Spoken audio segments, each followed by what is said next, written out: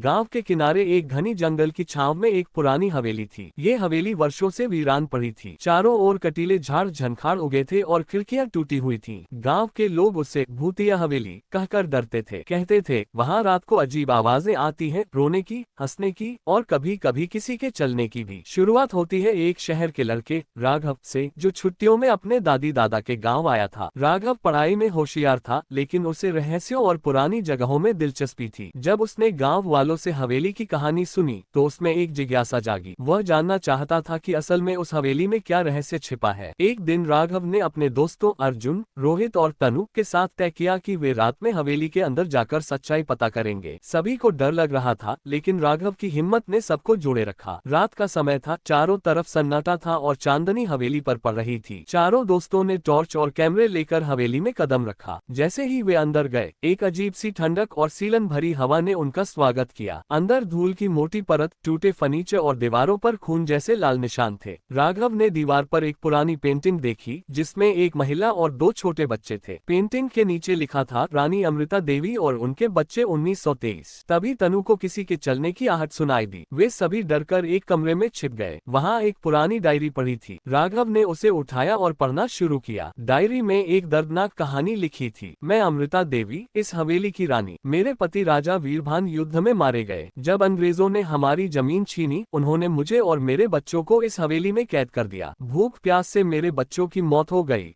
और मैं पागल हो गई। मैंने अपनी जान खुद ले ली, लेकिन मेरी आत्मा इस हवेली में बसी रही। मैं अपने बच्चों की तलाश करती हूँ। इतना पढ़ना था कि हवेली की दीवारें हिलने लगीं और एक साया पास आता दिखा। वह एक सफेद साड़ी में लिपटी महिला की आत्मा थी, रानी अमृता देवी। वह रो रही थी, लेकिन वह किसी को नुकसान नहीं पहुंचा रही थी। वह बस अपने बच्चों को ढूंढ रही थी। राघव ने महसूस किया कि यह आत्मा सिर्फ अपने दुख में बसी है, डरावनी नहीं है। उसने पेंटिंग के सामने खड़े होकर कहा, रानी जी, आपके बच्चों को शांति मिल गई है। अब आप भी शांति पा सकती हैं। कुछ पल के लिए सन्नाटा रहा, फिर एक हल्की सी रोशनी पेंटिंग से निकली और आत्मा उसमें समा गई। हवेली की दीवारें थम गईं, ठंडक खत्म हो गई और हवेली में पहली बार सुकून महसूस हुआ। अगली सुबह गाँव वाले हैरान रह गए जब राघव ने उन्हें सब बताया। गांव के पंडित ने पूजा करवाए और हवेली को शुद्ध किया गया। अब वह हवेली एक ऐतिहासिक स्मारक बन गई, जहां लोग रानी अमृता देवी की साहसी कहानी सुनने आते हैं। राघव ने न केवल एक रहस्य सुलझाया, बल्कि एक आत्मा को मुक्ति भी दिलाई।